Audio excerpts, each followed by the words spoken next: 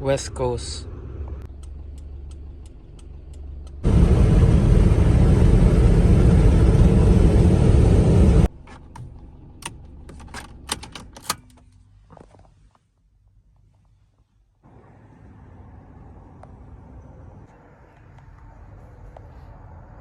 Andito tayo ngayon sa McDonald's. Kakain muna tayo kasi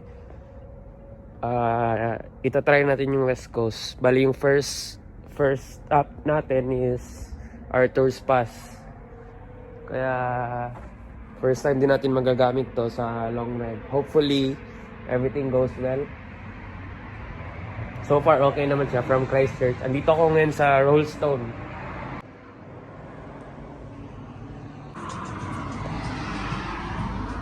First sunrise with this car.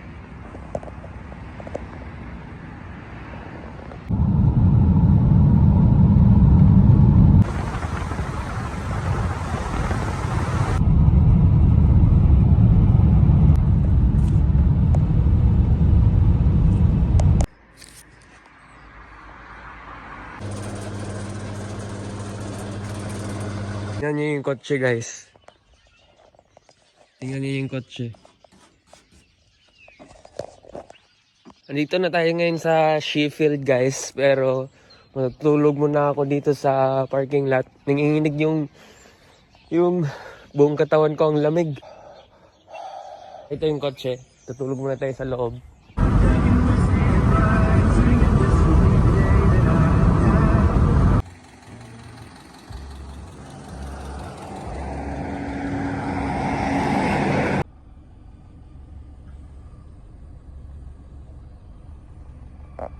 Nandito tayo ngayon sa Castle Hill. Actually, nakapunta na ako dito pero for the sake of the video, i-record ko na lang. First time din na ito yung gamit ko.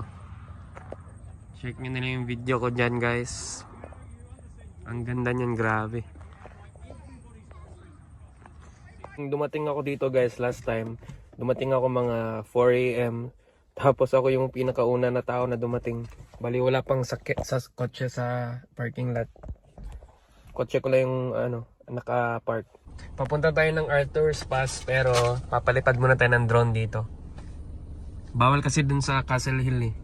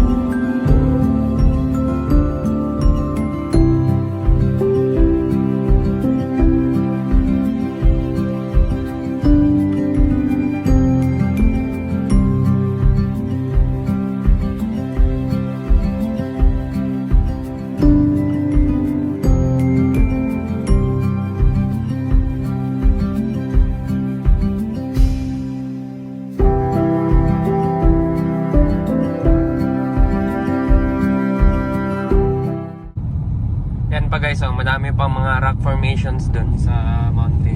Hindi lang dun. Yun po sa gilid.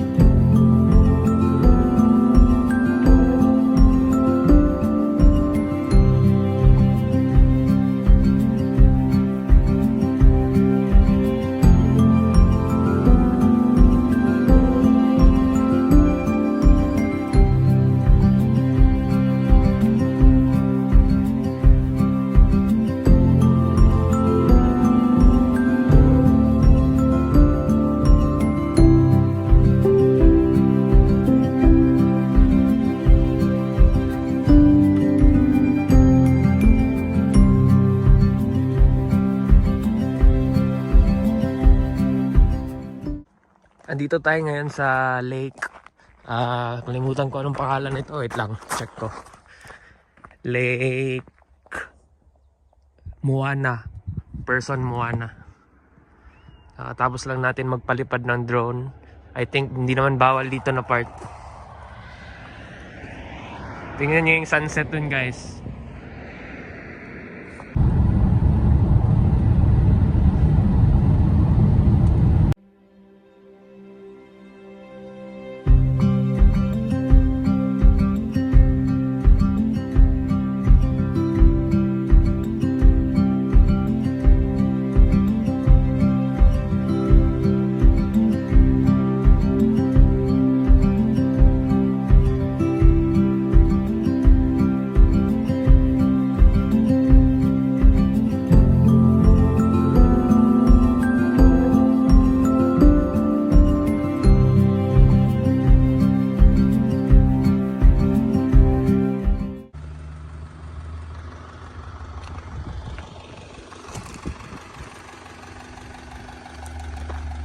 Yung maingay, guys, yun yung EGR. Stock open, ay stock close kasi. Kain muna tayo, guys, gutom na.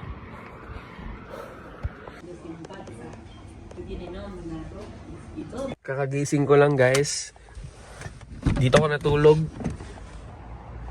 Tingnan nyo, guys. Frosty yung ground, and then yung kotse ko, tingnan nyo. Icy.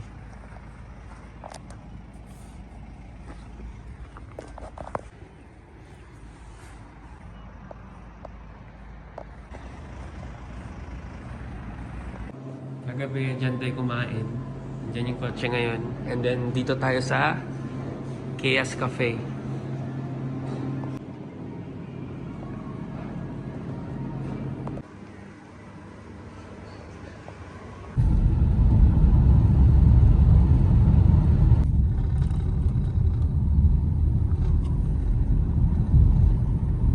Akit tayo dito sa lookout, guys.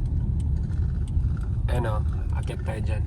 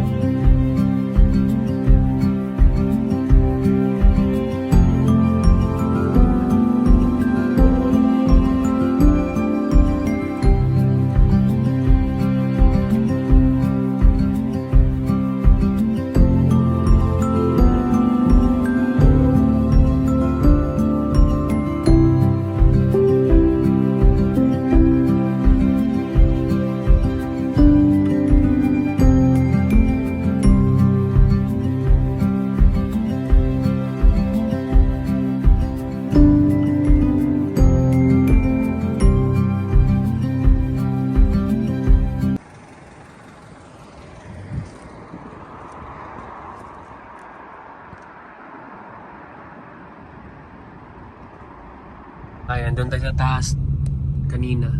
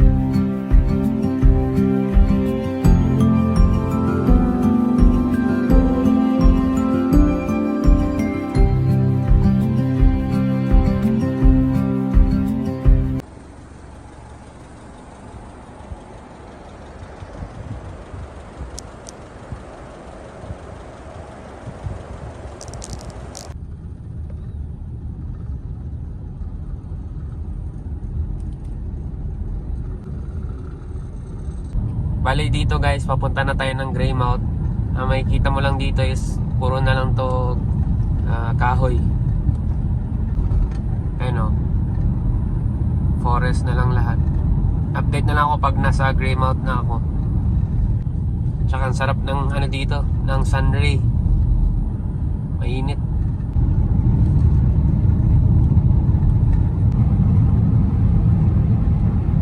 Nakatulog tayo guys. Andito pa rin tayo sa Arthur's Pass. Kailangan natin magmadali para maabutan natin yung New World.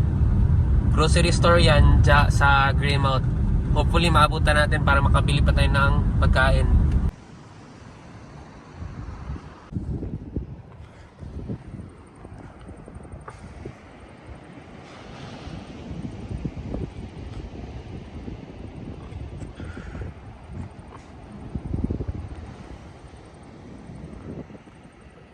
Dito tayo natulog sa camping ground na to.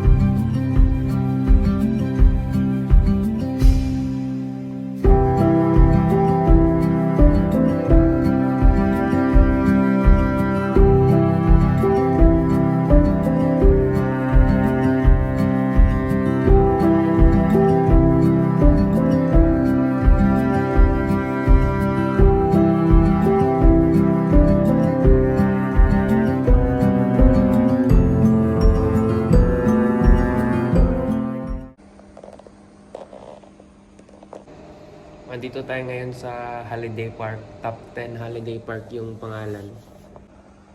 Bali, $32 yung binayaran ko for one night. Kailangan ko talaga mag-charge.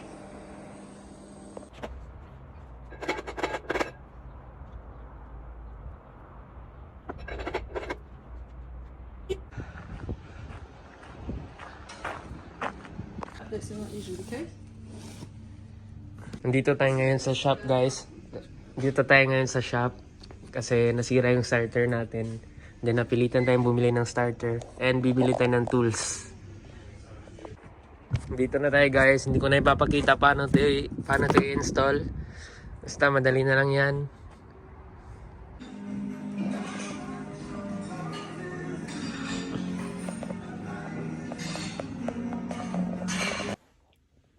Hello guys, ngayon pupunta tayo sa Hokitika. Bali, galing tayo ng Greymouth na stranded tayo dun for 3 days.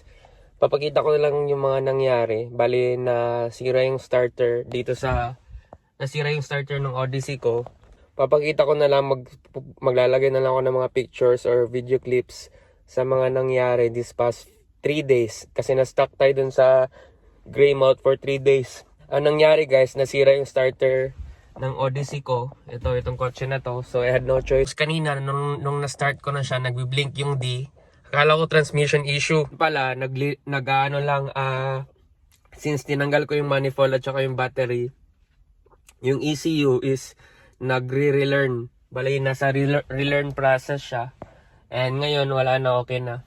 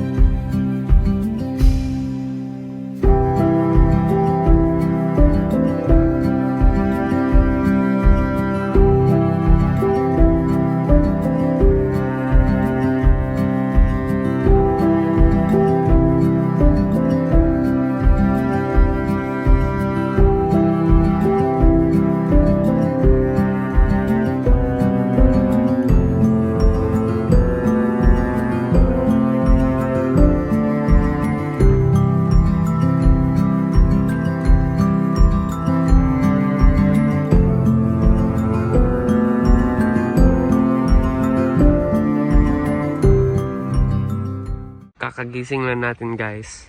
Yan, dito tayo natulog. Hindi lang ako yung gumagawa nito dito. Dami niya no. Mga campers din. Tapos, papakita ko yung setup ko. Wala pa kasi akong bed. Wait lang. So, ito yung lang ginagawa. Diyan muna ako natutulog. Kasi napo-fold naman yung seat na to. Ngayon, pupunta tayo sa Hokitika Gorge. Or Gorge. Kain muna tayo dyan. Before tayo pumunta dun sa pupuntahan natin.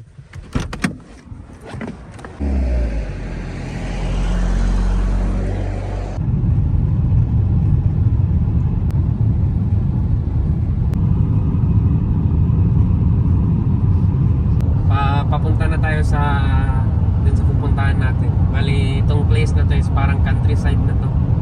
Pero I think part pa din to ng Hokitika.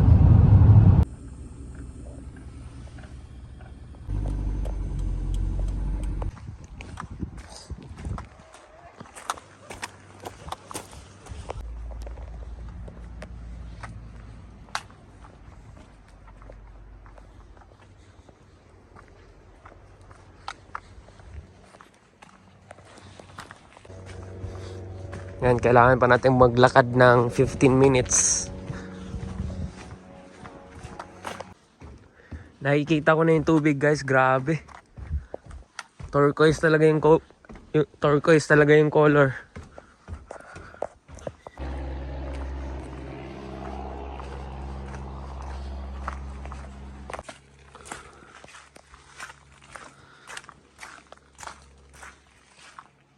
Wow.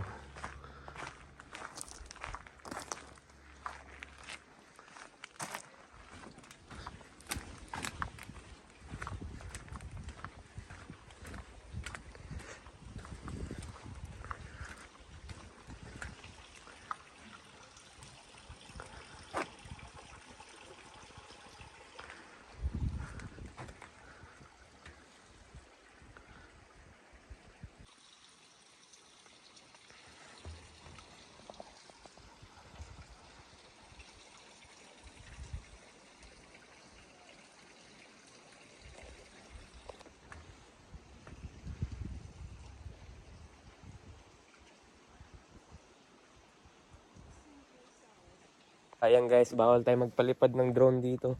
Pero tingnan nyo. Sobrang ganda dito, promise. Kung ano yung kulay sa pictures, ganun yung kulay sa personal.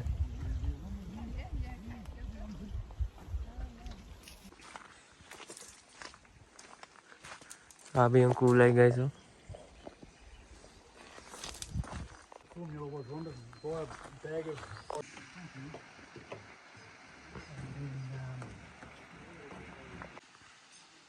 Grabe, sobrang ganda. May mini waterfalls pa dun.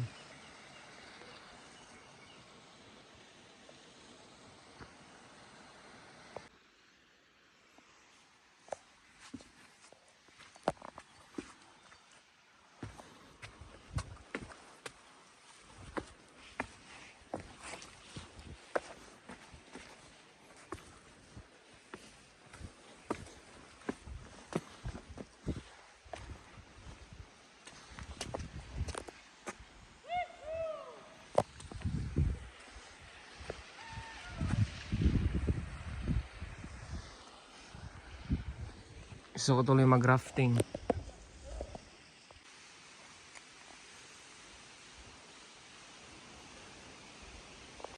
Bye-bye, Hokitika. Papunta tayo ngayon sa ano guys, sa Franz Joseph Glacier. Oras ngayon is 2 AM. Gaano kalayo? 138 kilometers. Tingnan nyo guys kung saan tayo natulog kagabi. Dito tayo natulog. Tayo lang mag-isa.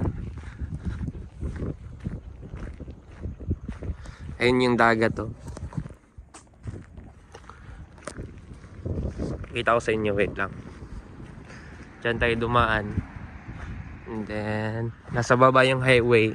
Tapos ito yung kotse. Tapos patuloy na tayo ngayon sa Franz Joseph Glacier. Almost empty na tayo guys. Tapos meron pa tayo 18 kilometers to go. Ayan guys, nakapagpagas na tayo. Umabot naman.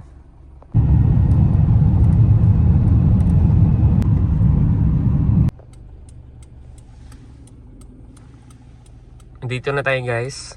Nandito na tayo ngayon sa Franz Joseph. Hanap muna tayo ng pagkain.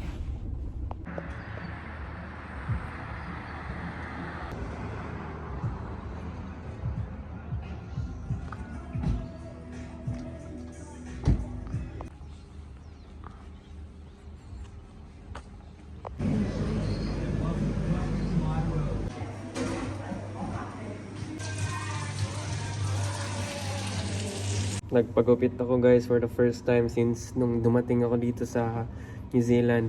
Hindi na ako nakapag-video ng maayos. Bali yung first na ginawa ko dito is pumunta ako dun sa sinubukan ko yung Franz Joseph Glacier Walk. Lalagay ko yung mga pictures dito.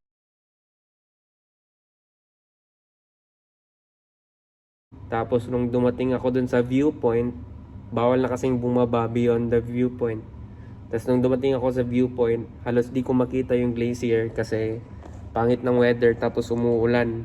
Pagkatapos nung walk na yon, pumunta ako sa Lake Matison.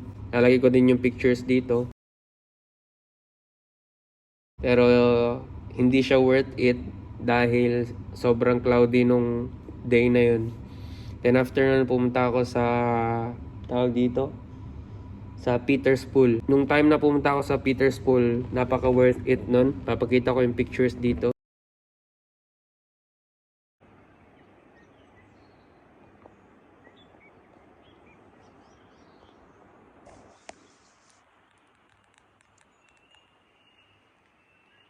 Makikita mo talaga yung reflection ng Southern Alps. Ngayon, andito ako ngayon sa Haka House.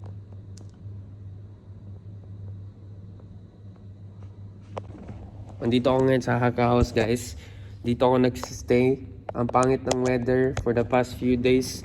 May bagyo tapos ulan ng ulan.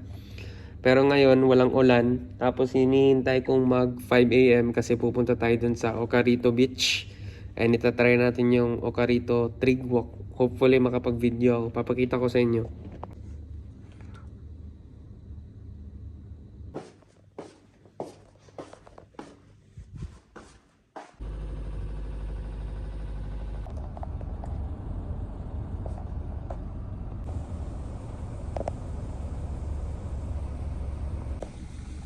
Bali andito na tayo guys, 6 AM na pero madilim pa din.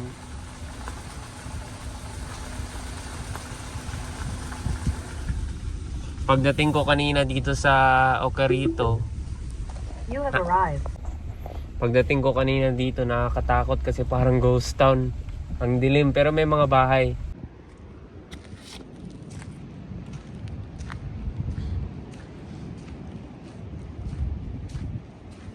Sobrang dilim pa guys. Pero nakikita ko na yung dagat. Pakita ko na lang sa inyo mamaya pag maliwanag na.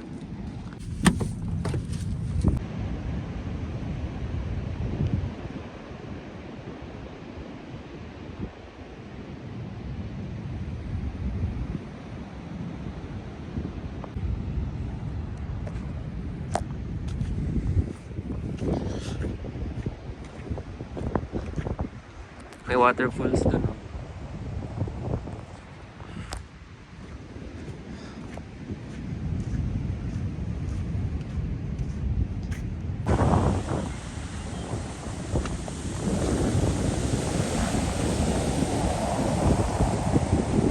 Bali yung coastline na to guys is 3 miles.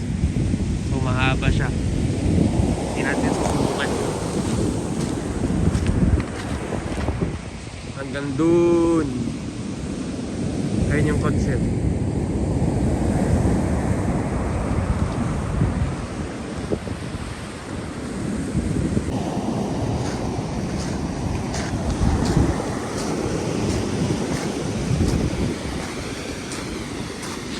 Grabe ang laki ng mga alon dito.